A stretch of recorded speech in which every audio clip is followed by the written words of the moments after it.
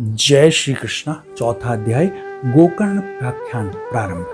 सूत जी कहते हैं, मुनिवर, उस समय अपने भक्तों के चित्त में अलौकिक भक्ति का प्रादुर्भाव हुआ। देख, भक्तवत्सल श्री भगवान अपना धाम छोड़कर वहां पधारे। उनके गले में वनमाला शोभा पा रही थी। श्रीअंग सजल जलधर के समान श्याम वर्ण था। उस पर मनोहर पीतांबर सुशोभित था। कटी प्रदेश करधनी की लड़ियों से सुशोभित था, जिस पर मुकुट की लटक और कानों में कुंडलों की झलक देखने को बनती थी।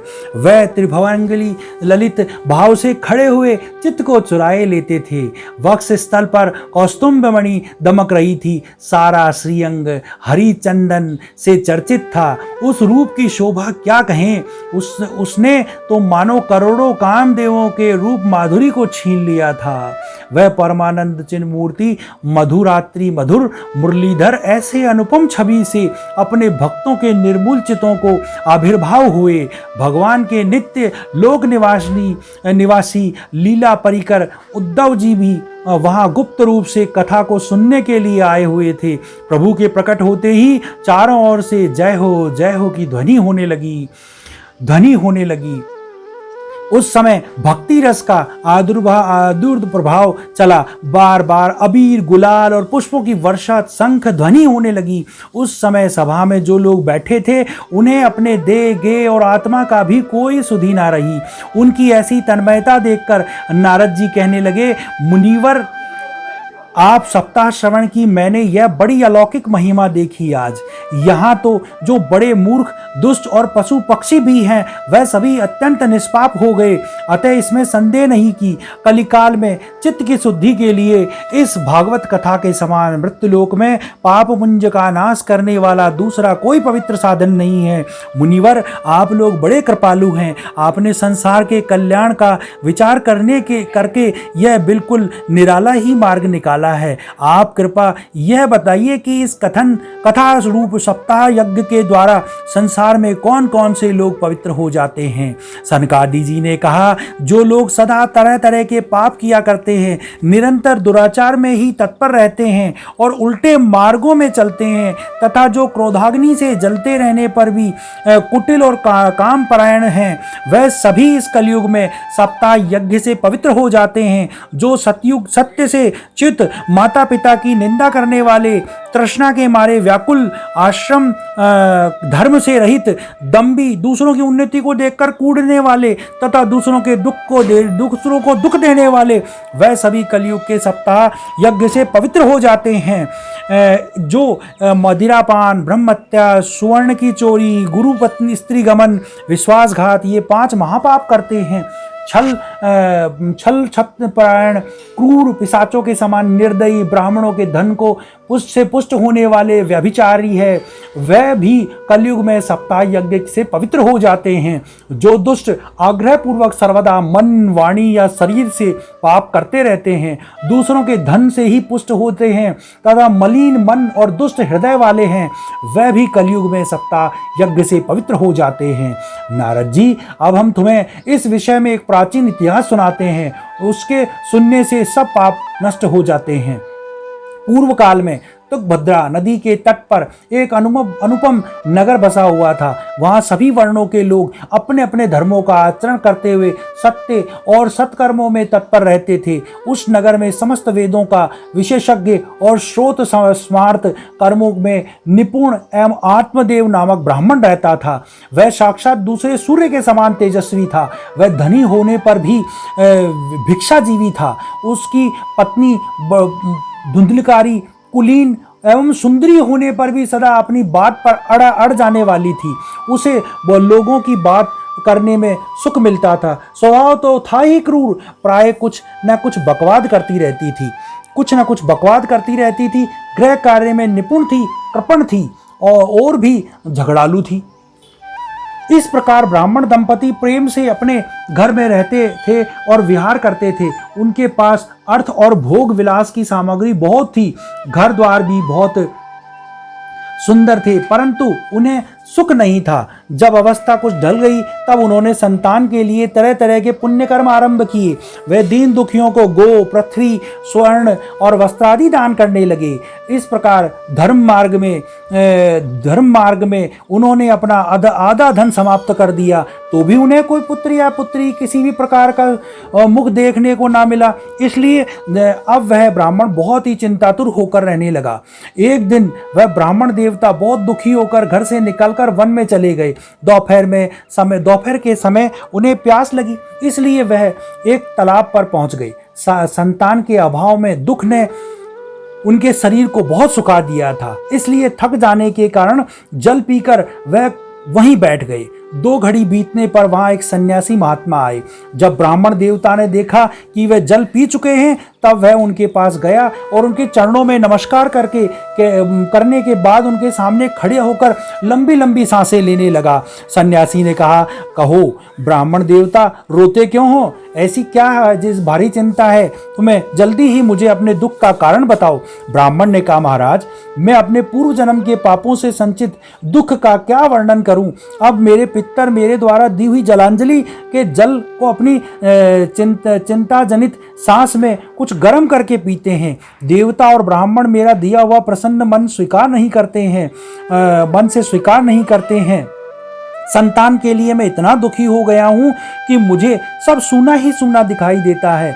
मैं प्राण त्यागने के लिए यहाँ आया हूँ। संतानहीन जीवन तो धिक्कार है, संतानहीन ग्रह धिक्कार है, संतानहीन धन को धिक्कार है, संतानहीन कुल को धिक्कार है। मैं जिस गाय को पालता हूँ वह गाय भी सर्वदा भांज हो जाती है। जो पेड़ लगाता हूँ उस पर फल नहीं लगते हैं। मेरे घर में जो फल आता है वह भी जल्दी सड़ जाता है। जब मैं ऐसा भागा और पुत्रहीन हूँ, तब फिर इस जीवन में रहकर मुझे करना क्या है? यूं कहकर वह ब्राह्मण दुख से व्याकुल हो सन्यासी महात्मा के पास फूट फूट कर रोने लगा। तब उस यतिवर ने हृदय में उसकी बड़ी करुणा उत्पन्न हुई और वह योगनिष्ठ थे। उन्होंने उसके ललाट पर रेखाएं देखकर सारा वृतांत जान लिया और फिर उसे विस्तार पूर्वक कहने लगे। सन्यासी ने कहा, ब्राह्मण देवता, इस प्रजापति का मोह छोड़ दो। कर्म के प्रति गति प्रबल है। विवेक का आश्रय लेकर संसार की वासना छोड़ दो। विप्रवर, सुनो, मैंने इस समय तुम्हारा प्रारब्ध देखकर निश्चय किया है कि 7 जन्म तक तुम्हारे कोई संतान किसी प्रकार भी नहीं हो सकती। पूर्व काल में राजा सगर और अंग के संतान के कारण दुख भोगना पड़ा था। ब्राह्मण, अब तुम कुटुंबी की आशा छोड़ दो। संन्यास से ही तुम्हारा सुख प्राप्त होगा। ब्राह्मण ने कहा, महात्मा जी, विवेक से मेरा क्या होगा? मुझे तो बलपूर्वक पुत्र दे दीजिए, नहीं तो मैं आपके सामने शोक मूर्छित होकर अपने प्राण त्याग दूंगा। जिससे पुत्र स्त्री आदि का सुख नहीं है, ऐसे सन्यास तो सर्वथा नीरस ही है। लोक के सरस तो पुत्र पौत्रादि से भरा पूरा गृहस्थाश्रम ही है। ब्राह्मण का ऐसा आग्रह देखकर उन तपोधन्य का विधाता के लेख को मिटाने की हट करने से राजा चित्रकेतु को भी बड़ा कष्ट उठाना पड़ा था। इसलिए देव जिसके उद्योग को उछल देता है, उस पुरुष के समान तुम्हें भी पुत्र के सुख नहीं मिल सकता। तुमने जो बड़ा हट पकड़ रखा है और अर्थी के रूप में तुम मेरे सामने उपस्थित हुए हो, ऐसी दशा में मैं तुम्हें और क्या कहूँ। जब महात्मा जी ने देखा कि यह किसी प्रकार भी आग्रह नहीं छोड़ रहा है, तब उन्होंने एक फल देकर उससे कहा, इसे तुम अपनी स्त्री को खिला देना, इससे उसे एक पुत्र होगा। तुम्हारी स्त्री को 1 साल तक सत्य, सोच, दया, दान, एक समय ही अन्न खाना का नियम रखना पड़ेगा। यदि वह ऐसा करेगी तो बालक बहुत शुद्ध स्वभाव वाला होगा। यूं कहकर वह योगीराज चले गए और ब्राह्मण को उसे फल दे दिया। ब्राह्मण ने अपने घर जाकर के वहां अपनी स्त्री को वह फल दे दिया और वह भी कहीं चला गया। उसकी स्त्री तो कुटिल स्वभाव वाली ही थी। वह रो रो कर अपनी सखी को कहने लगी, सखी, मुझे तो बड़ी चिंता हो गई है। मैं तो ये फल नहीं खाऊंगी। फल खाने से गर्भ रहेगा, गर्भ से पेट बढ़ जाएगा, फिर जो खाया पिया जाएगा तो खाया ही नहीं जाएगा। इससे मेरी स्मरण शक्ति क्षीण हो जाएगी। तब पता घर का धंधा कैसे करूंगी, कैसे होगा बता। और देववश यदि कोई गांव में डाकुओं का आक्रमण हो गया तो गर्भिणी स्त्री भागेगी कैसे। यदि सुखदेव जी की तरह यह गर्भ भी पेट में ही रह गया तो इसे बाहर कैसे निकाला जाएगा। और कहीं प्रसव काल में कोई ये टेढ़ा हो गया तो मेरे तो प्राणों को हाथ धोना पड़ेगा। यूं भी प्रसव के समय बड़ी भयंकर पीड़ा होती है। मैं सुकुमारी भला यह सब कैसे सह सकूंगी। मैं जब दुर्बल पड़ जाऊंगी तब ननद रानी घर आकर घर का सब माल मट्ठा समेट कर ले जाएंगी और मुझसे जो सत्य शौचादि नियमों का पालन करना भी कठिन है जान पड़ता है। जो स्त्री बच्चा जनती है उसे उस बच्चे का लालन पालन भी बड़ा कष्ट होता है। मेरे विचार से तो वंध्या यानी विधवा स्त्री ही बड़ा सुखी है। मन में ऐसा तरह तरह के कुतर्क उठने से वह फल नहीं खाया। जब उसके पति ने पूछा फल खा लिया, तब उसने कह दिया हाँ खा लिया। एक दिन उसकी बहन उसके यहाँ आई उसके घर, तब उसने अपनी बहन को सारा वृतांत सुनाकर कहा कि भाई मेरे मन में तो बड़ी चिंता हो रही है, मैं इस दुख के कारण दिनों दिन दुबली हो रही हूँ। बहन ने कहा मेरे पेट में बच्चा है, प्रसव होने पर मैं ये बालक तुम्हें दे दूंगी। तब तू गर्भवती के समान घर में गुप्त रूप से तब तक रहे। तू मेरे पति को कुछ धन दे देगी तो वह तुझे अपना बालक दे देगा। वह जिससे तू सब लोगों को कह देना कि इस बालक 6 महीने का इसका मर गया था और मैं नित्य प्रति तेरे घर आकर बालक का पालन पोषण करती रहूंगी। तू इस समय इसकी जांच कराने के लिए यह फल गो को खिला दे। ब्राह्मणी ने स्त्री स्वभाव के कारण जो उसकी बहन ने कहा था वैसा ही किया। इसके स्वभाव पश्चात समय अनुसार जब उस स्त्री के पुत्र हुआ तब उसके पिता ने चुपचाप लाकर उसे धुंधली को दे दिया और उसने आत्मदेव को सूचना दे दी कि सुखपूर्वक बालक हो गया है। इस प्रकार आत्मदेव का पुत्र सुनकर सब लोगों को आनंद हुआ। ब्राह्मण ने उसका जातकर्म संस्कार करके ब्राह्मणों को दान दिया और द्वार पर गाना बजाना और अनेक प्रकार के मांगलिक कृत्य कराए। धुंधली ने अपने पति से कहा मेरे स्तनों से तो दूध ही नहीं आ रहा है, फिर गो आदि किसी अन्य जीव का दूध पिलाने से तो बालक किस प्रकार पालन करूंगी। मेरी बहन के अभी बालक हुआ था वह मर गया है, उसे बुलाकर यहाँ अपने रख लें तो वह आपके बच्चे को पालन पोषण कर लेगी। तब पुत्र की रक्षा के लिए आत्मदेव ने वैसा ही किया जैसे माता धुंधली ने बालक का नाम और उस बालक का नाम धुंधकारी रखा गया। इसके बाद 3 महीने बीतने पर उस गो के भी मनुष्याकार बच्चा हुआ। वह सर्वांग सुंदर, दिव्य, निर्मल, सुवर्ण की भी कांति वाला था। उसे देखकर ब्राह्मण देवता को बड़ा आनंद हुआ और उसने स्वयं ही सबके सामने उसका संस्कार किया। यह समाचार से सब लोगों को भी बड़ा आश्चर्य हुआ। सब बालक को देखने आए तथा आपस में कहने लगे देखो भाई आत्मदेव का कैसा भाग्य उदय हुआ है, कैसा आश्चर्य, गो के भी दिव्य लोक बालक पैदा हुआ है। देव योग से इस गुप्त रहस्य को किसी को भी न पता चला। आत्मदेव ने उस बालक के गो के समान कान होने के कारण उसका नाम गोकर्ण रखा।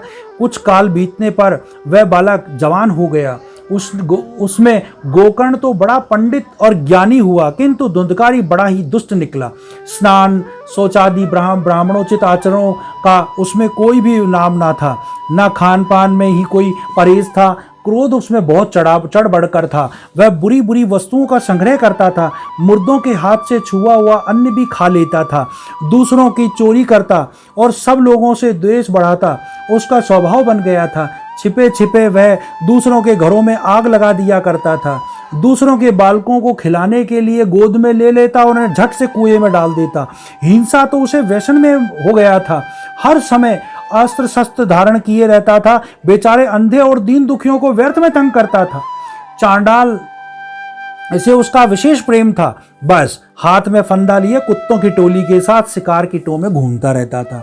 वैश्याओं के जाल में फंसकर उसने अपने पिता की सारी संपत्ति नष्ट कर दी। एक दिन माता पिता को मार पीट कर घर से सब बर्तन उठा ले गया।